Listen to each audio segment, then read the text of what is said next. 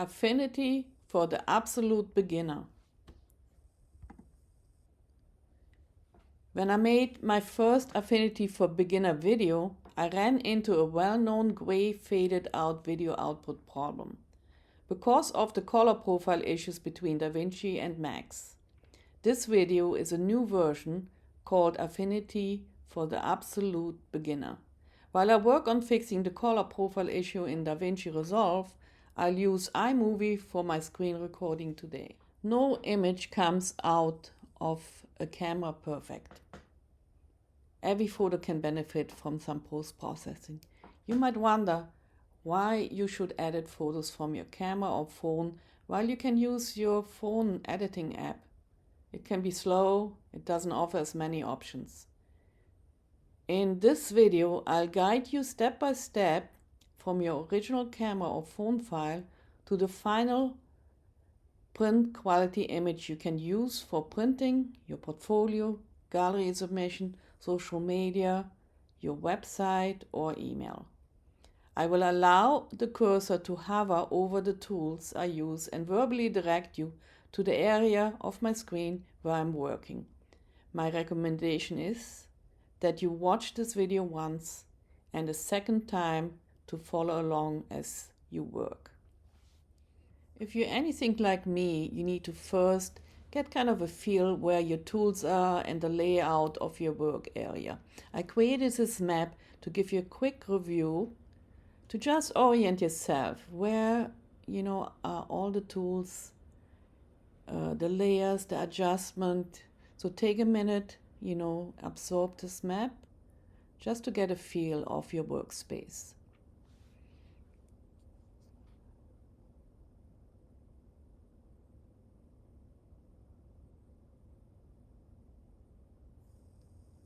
Okay, let's move on to the toolbar. To your right, and if you're a left-hander, you can move your toolbar to the opposite side, but this is the default setting. First, you have the Move tool right here. And if you click on the little arrow, it gives you the shortcuts. Next is the cropping tool. I choose to use the cursor today because if you're truly a beginner, you don't know how to use the shortcuts yet. So I'm going really very truly basic. The next tool is the object tool, object selection tool, the fill tool, paintbrush tool. And if you click on this little arrow, you see the tools you actually have in each of these tools. The next one is the eraser tool.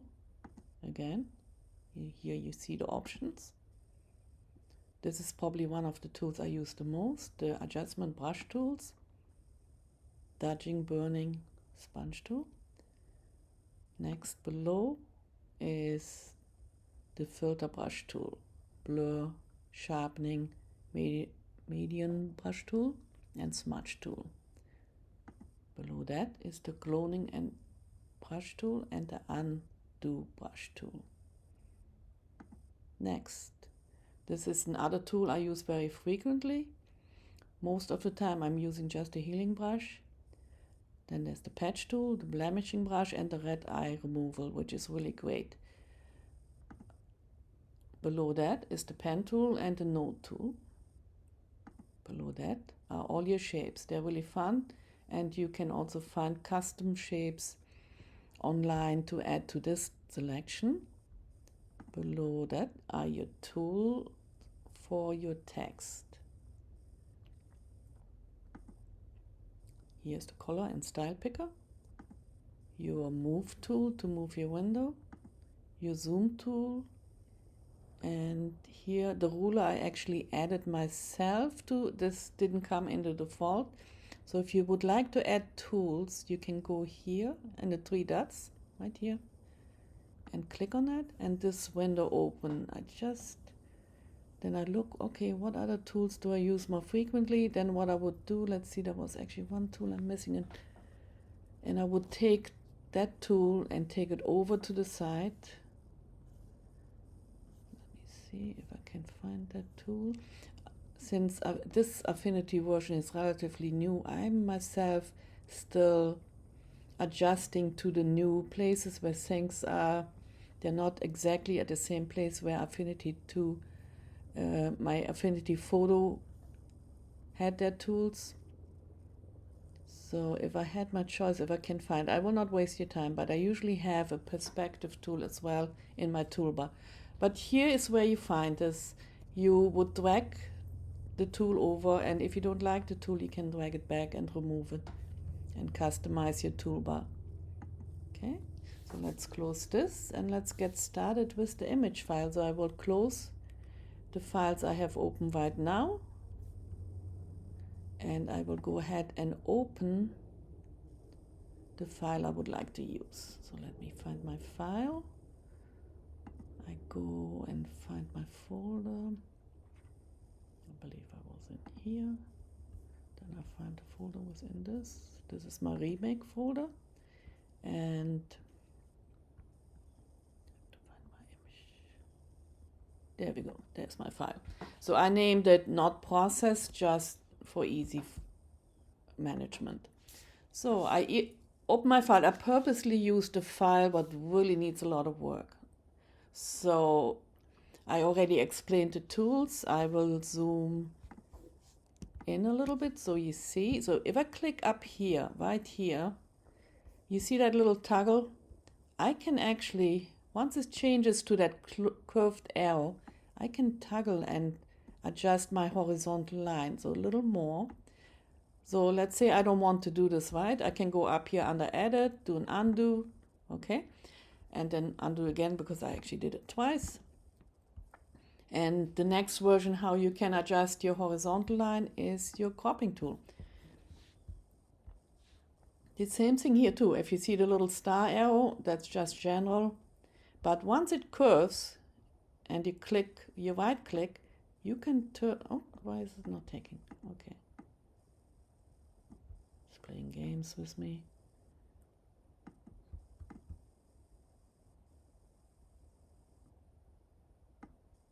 There we go.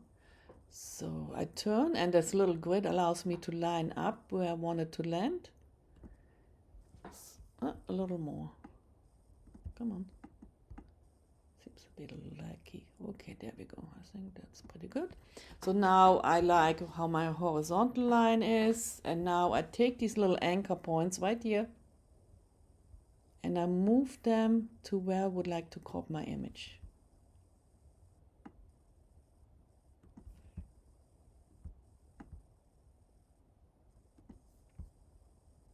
Like so. Once I'm happy with the crop, I double check, see that I have everything selected I like. I go ahead up here to the upper left corner where the blue is and click apply. Okay. Now I have the luxury, I can go bigger, depends what screen you're using, but I want you guys. So on my computer I use Alt or Option to do the shortcut for the zoom, but if you click on your zoom, then you can go up. You click Option or Alt and you can go down again. Okay, so let's see, next step is, this image is too dark. It's very obvious that it is too dark. I first will start by, over here to your right, there's the layer option here, right? So I click on background and I right click on my keyboard to make a duplicate.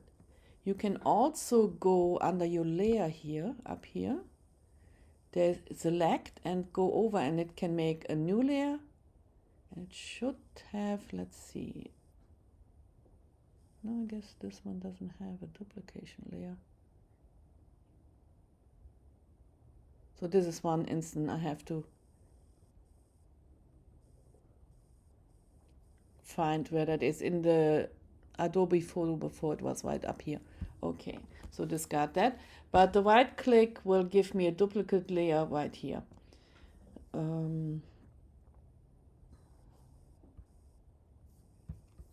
Next, I go to the adjustment layer. Okay, I click on that. And this will open all kinds of other tools how to manage your image editing. Today, for ease of use, because this is for the absolutely beginner, I will not use level. I will not go into a lot of these tools. Color correction, I will not do this from here. This would be too much for a beginner user. I will go in exposure. That's the easiest way to fix your image exposure. I like my tools on the top. It's easier to see. So here's the slider, right? And you just move it until you have the lightness you prefer. Okay, so I click merge. You can also, if you go here, let's say you went too far, you don't want to deal with the slider, you can go to reset. Okay, then I do it again, just maybe too bright, and I do a merge. So now here, what I forgot to mention, you should really name your layer. Let's see, stop, double click, work, layer. And the reason I want to do that, and you want to make sure you always select it on this layer, so you're not mixing these layers up. Okay, so you have one layer, there's no, it stays pristine, right? It's just a safety brush. Once you get really good at it and you always, you have a file to go back to, it's not a big issue. You can do this or not. It's an option. Now, the next step is we did the exposure, right here. This is the exposure. We can close that. I go here to brightness and contrast. And there's a lot of options you can play around with, right? Auto settings. So you have to see if you like the options you have, or like me, you prefer to manage your own contrast. So let's see how it looks. Let's try with maybe a 10. I think I can push this file a little more, perhaps 20. A few points more. And like I said, this is all things in here. If you say, let's say, could be a little brighter, or it's a little too bright, here you can again adjust a little bit. And it might actually benefit just for a little reduction of brightness. And then I go again here. You could reset if you don't like what you just did, or you do a merge. So in this upper area, it's a little darker. If you really look close, you can tell how bright it is here. So I would like to even that out a little bit. For an advanced editor, I would go into my shadow and highlights or my levels, and I would adjust there. But I'm trying to keep it very simple. So I go over to your right, and you see that little round circle here. That's your adjustment brush. This is where you find your burning tool. Burning tool does make, like it explains, it's like fire. It makes things darker. The dodging tool is removing and makes things lighter. I don't really use the sponging tool too many times. So I have a big brush right now set up because the area is pretty large, right? And up here, right here, you can change your brush size. Right here is a slider. And here, how strong your brush works. So if you do 100, it will lighten it very quick and fast. I prefer maybe a 10 to 20, so I have a little more control how much lighter I make it. So this is kind of a preference, what you're comfortable with. And the more you use an editing picture, you get used to it. And just before I go any further, I forgot to mention to you, you do need to set this to pixel up here. Your work area has to be pixel because you're working with image files. If you were to be a graphic designer or do other things, then here's where you pick. You pick pixel or vector, and this is where you change that. Sorry about that. I should have mentioned it right in the beginning because you do need to be in a pixel setting. So now I have my tool, my brush. You will see where it is, and I just go back and forth. I right click and move my brush over the area I would like to lighten a little bit here. It seems to be just this half didn't get quite exposed properly. If I wanted to, if I think now I would like to add a little more contrast, I could. You can go back and forth. Now I'm done with that, so I go to the right side again, and I will move to other corrections I will make in the image. So right from the get-go, I see this little white spot there, this spot, and this is when I start to nitpick a little bit and remove blemishes. So for that, in order to do that, I really need to look close, and I would like to set it to 100%. Right here, you see how much your zoom is, right? And then I will select on the edge. I usually start out with the clone brush because I can illustrate. If I started out with the healing brush, sometimes what happens that there is a bleed going on. Let me see if I can recreate that. You see that it doesn't really cover everything. So I undo this. If you look really close, it's not really clean. So I do to undo, because I did 2 steps to get back to this stage, and I do it the other way with the cloning stamp. So the cloning stamp really copies what you're taking from the area you're sampling from. So I go here because that looks very similar.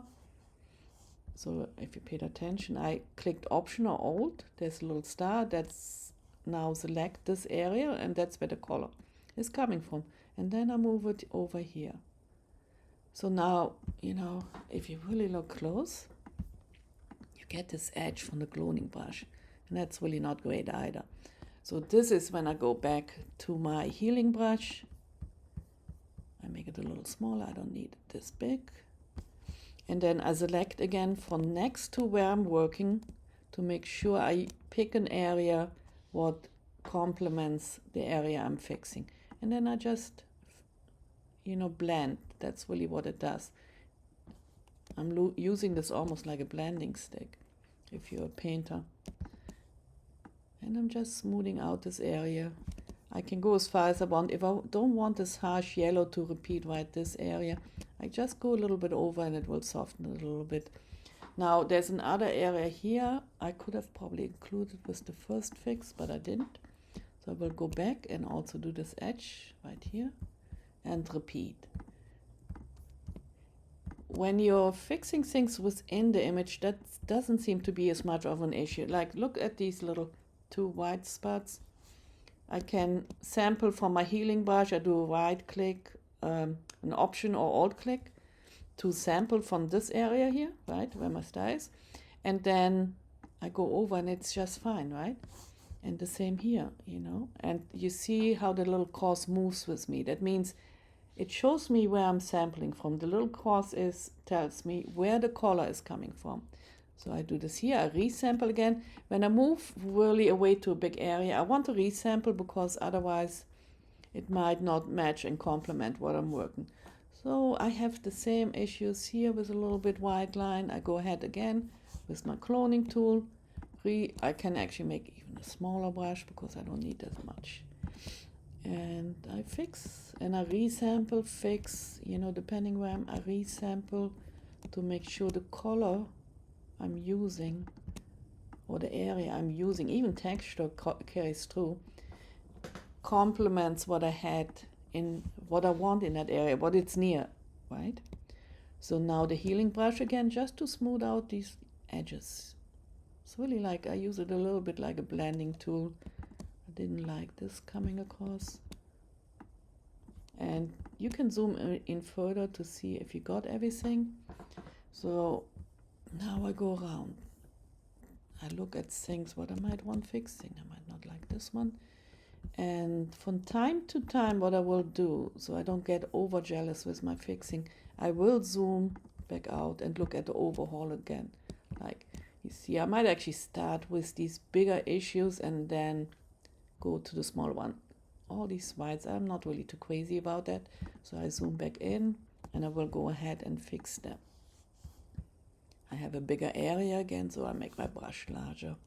Again, I can pick from up here because that will continue these colors for this area. Here I will pick from the side because that's better for this area. The yellow here. I pick from here this yellow.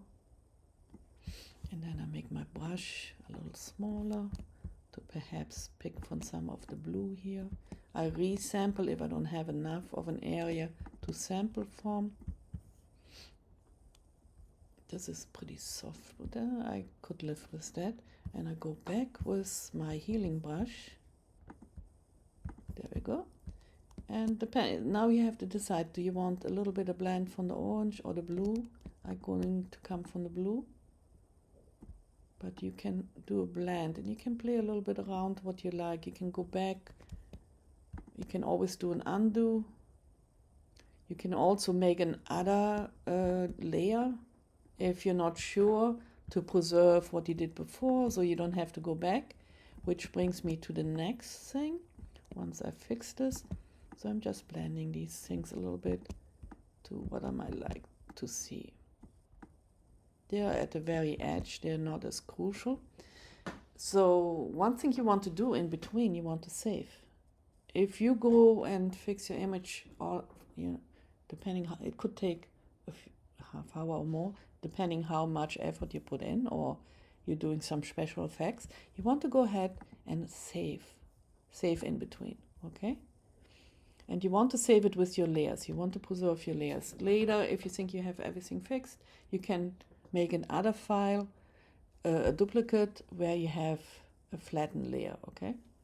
So I believe we did what I needed to do there. I will zoom out again to just see what I'm getting. So there's already a few areas what I see, what I definitely want to work on. Okay, so there's one spot what really bugs me. I'm sure you can guess it by now. So I will zoom in again to that spot. Pick my healing brush, because in this area I can use the healing brush, it's fine. So then you decide, do you want this orange, or you can also pick from the lighter sides around it and pick from there. That's preference. So this one looks, I might take this one away. As long as you always have your original file, you have that, so you can be a little bit daring with your editing. Just zoom out, look at your whole image from time to time to make sure you're not creating something what you wouldn't like afterwards. Don't waste time.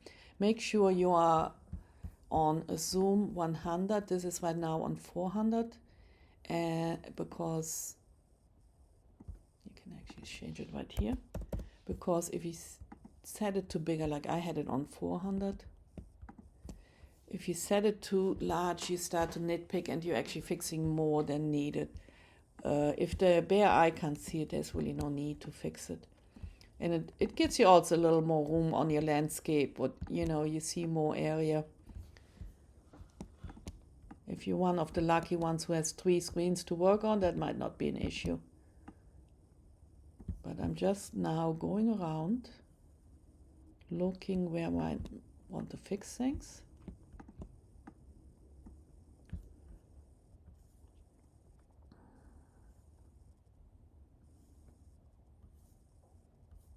Now this particular artwork was a fun project where you take a large piece of art paper or a large canvas, you divide it, and you create an abstract, and you divide it with masking tape, and then you start painting, but you paint it as one. Once you're done, it's really a great way. If you have a little bit of an artist block, or you want to just do something fun with your friends, it's a great way to create one image, like one art piece, and then make many after. By dividing it with masking tape, you make a grid, and once you take the masking tape off, you get, instead of maybe one large abstract, you get maybe 20 abstracts, and you can give them to your friends. You can give it to each other. It would be a really great wine party idea when you give everybody, exchanges a little bit of friendship art. So this is what this was, a little art exercise just to have fun, to loosen up. And then afterwards, everybody walked away with a little piece of each other's art. It's really fun. sometimes when you work in an area, this one I haven't seen an issue yet. When you work in an area where a line, let me go to the air, like between these, I will actually go, I choose the cloning brush, because then you can create an issue and you don't continue that line. Let me see if I find a spot. This could maybe be a good spot. So I go over to the cloning brush, right here, right? I make it bigger so it's a little more obvious. So let's say I want, let's see, where's a good transition? Let's say here's this, you see that little blue area. Let's say I want this to actually continue. So I will pick from this area here where the blue is, go over where I would like to continue. And you see how I can line up, and I would continue, right? And then if I don't like that little harsh edge I'm getting, and I can also make a softer brush. I forgot to mention that you can actually soften the brush too. Then I will go and remove this edge and make it match more. And now that blue line continues. I will do an undo because I'm okay with the way it looks, but I wanted you to see that. So I continue moving around like this little thing. I don't like, I am on a healing brush. I edit Option or Alt, select where I want to sample from. Now you see this area, the blue is not quite on edge. So here I can use the healing brush and it will not give me too much trouble. You see there's not that smudging feel to the edge. And the same goes for this spot up here. The healing brush does a fine job. So maybe I remove this little highlight here. Like to remove this.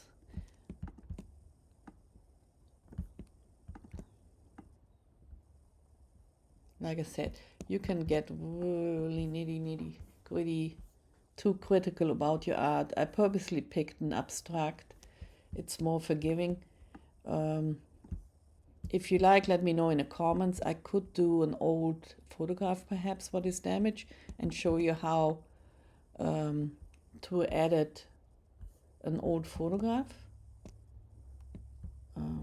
Because, you know, we all have somebody in the family who might have had an album or something, but the photograph got damaged over time. So if you like something like this, let me know, okay? Just say in the comments, you know, please can you make a video for this? So now let's zoom out again so I look. Okay. Like I said, I could really go pick and pick and pick. So if there's areas I'm like not sure about, what I would do, I would make here, I would go ahead, make another layer. So I would preserve this layer. I would be double clicking again, make a duplicate and call this maybe working layer. I want to name it. Oops. Oh, sometimes they're too sensitive. Okay, let's try this again. Make a duplicate. Then I want to double click to rename this layer. There we go. Make this 2. This way I still have, if I want to do more things on the next layer, I have this layer preserved. So if I'm not sure, let's say there's an area I demonstrate, might as well show you. So there's this little area here. Let's go in. Do I like this lighter color? Do I not? So I could go ahead, let's say, fix this with the brush because I want this color to carry over. So let's see, I do this. Okay, I use a healing brush to smooth it out a little bit. So now I don't have this white area anymore. Okay. So now I zoom out again. So pay attention to this white area. So here I'm in layer 2. If I turn off, there's a little eye next to layers. That's how you turn them off. I click on it, I'm seeing the other one. And then I can compare. If I don't like what I did, I can just go ahead, take this layer. There's a little trash can down here. You see, down here. And I can trash the layer, okay? No problem. But this way you preserve the work you did. You know, you can work in as many layers if you like. In the beginning, if you're not sure, make a new layer. Do an undo that way, you know, this way you don't destroy your original image file. So I think I'm pretty happy with this now. Now I believe I mentioned in the beginning that I'm still pretty new to the new Affinity version. In the Affinity photo, they're up here were your filter layers. And I was able to find really very easily my unsharp mask. Excuse my dog if you hear like little paws walking around. So I go over here. Let's see where.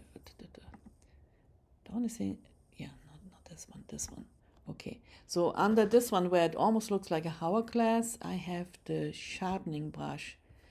So I like to do, I usually add just a little bit, maybe even a 5. Every file you can use a little unsharpening.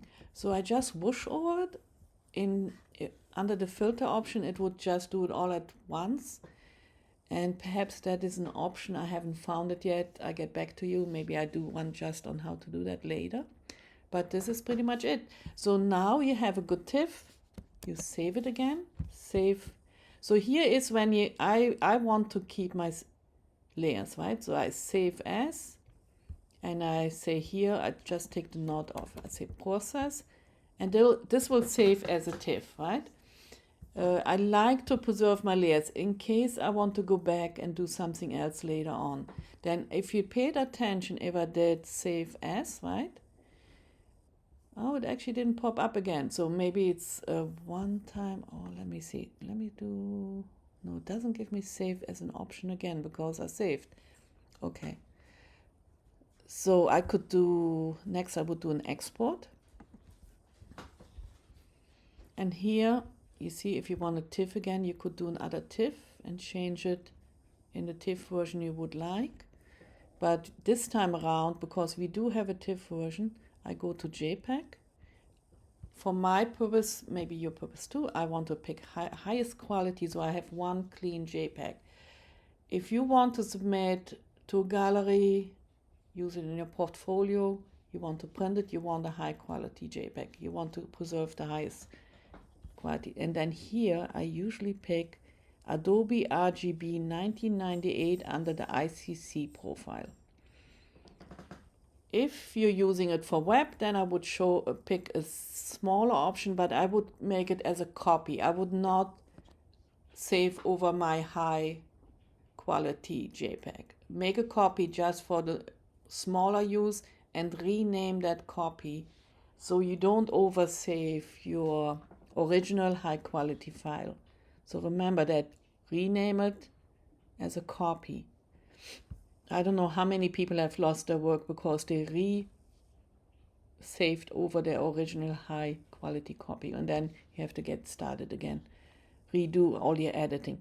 So if you go down here, if this is for web use, let's say you go in low quality or medium quality, you would go under here and pick the sRGB. That's for your web use, your email use. It makes a smaller file, and JPEGs by default have already a much smaller color range, so you might as well use that. So go back to high quality, and I will put my Adobe RGB in here and export. Remember, I already have a TIFF, so I don't need to do that again. Then I do export, and here I can rename if I want. Like I put maybe number 2, okay? But I say process, so it's not saving over my JPEG what says not processed, okay? So there is no conflict. If you have specific folder you want to pick, here you can pick. You can decide where you want your file to go, okay? That's so you can make a folder. You can just land it on your desktop, but here is where you make that decision, okay? You could do, you see, all your choices, and then you do save, and you have another copy. And that brings us pretty much to the end. You have a large file, which is good for printing. You definitely can be proud of to submit it to your gallery. It looks clean. There's other ways you can add a frame around it. I do this in another video. But here you go. I hope you enjoyed the movie, the tutorial. Let me know in the comments if it is helpful, if you would like me to add something, if you like me to use a different kind of image software besides Affinity and do a tutorial on that. Thank you for watching, and I see you in the next movie.